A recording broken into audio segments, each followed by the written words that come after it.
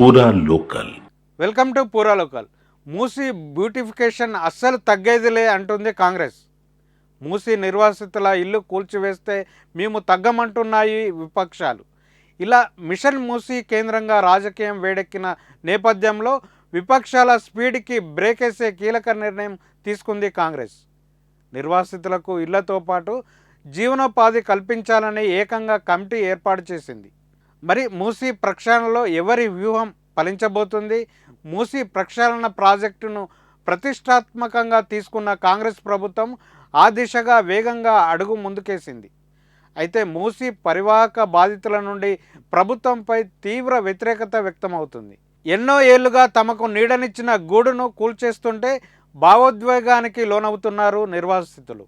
ఈ క్రమంలోనే మూసీ పరివాహక ప్రాంత నిర్వాసితులకు ఇళ్లతో పాటు జీవనోపాధి కల్పించాలని ప్రభుత్వం డిసైడ్ అయింది.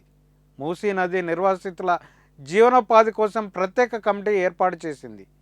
సెర్ప్ సిఇఓ చైర్మన్గా 14 మంది సభ్యులతో ఏర్పాటు చేసిన ఈ ప్రత్యేక కమిటీ మూసీ బాధితులకు ఏ విధంగా ఉపాధి కల్పించడంపై చర్చించి ప్రభుత్వానికి నివేదిక అందించనుంది. అయితే మూసీ సుందరీకరణ అయ్యే బడ్జెట్పై అధికార విపక్షాల మధ్య మాటల తూటాలు పేలాయి. అది బ్యూటిఫికేషన్ కాదు, లూటిఫికేషన్ అంటూ ఘాటుగా విమర్శిస్తున్నారు. మాజీ మంత్రి కేటీఆర్ రేవంత్కు కోపం ఉంటే తమ ఇండ్లను కూల్చాలని, పేదల ఇల్లు జోలికి వెళ్తే మాత్రం ఊరుకోమన్నారు. బీఆర్ఎస్ స్పీడ్కి బ్రేకేసే ప్రయత్నాల్లో ఉంది కాంగ్రెస్. ఇందుకోసం బీఆర్ఎస్ హయాంలోనే మూసీ ఆక్రమణలు తొలగించేందుకు సిద్ధమైన విషయాన్ని జనంలో చర్చకు పెడుతుంది కాంగ్రెస్. మరోవైపు విపక్షాల విమర్శలకు తన రియాక్ట్ అయ్యారు సీఎం రేవంత్ రెడ్డి.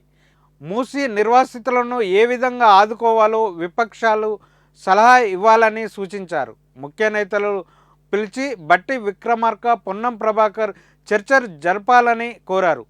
కేటీఆర్, హరీష్ రావు, ఈటల సచివాలయానికి వస్తే సూచనలు స్వీకరిస్తామన్నారు. ఇలా మూసీ సాక్షిగా తెలంగాణలో ప్రధాన రాజకీయ పక్షాల మధ్య బిగ్ ఫైట్ రోజుకో మలుపు తిరుగుతుంది. ఒప్పించైనా సరే మూసీ సుందరీకరణ చేయాలన్నది ప్రభుత్వం వ్యూహం. ఎందుకైనా సరే పోయి కూల్చివేతను ఆపాలన్నది విపక్షాల వ్యూహం. మరి ఇలాంటి టైంలో చర్చలకు రావాలన్న రేవంత్ ప్రతిపాదనకు విపక్షాలు సహకరిస్తాయా? కేటీఆర్, హరీష్, ఈటల సరే అంటారా, సారీ అంటారా? ఇదే ఇప్పుడు తెలంగాణలో హాట్ టాపిక్గా మారింది. ఇది ఇప్పుడున్న అప్డేట్. మరిన్ని అప్డేట్స్తో మళ్ళీ కలుసుకుందాం.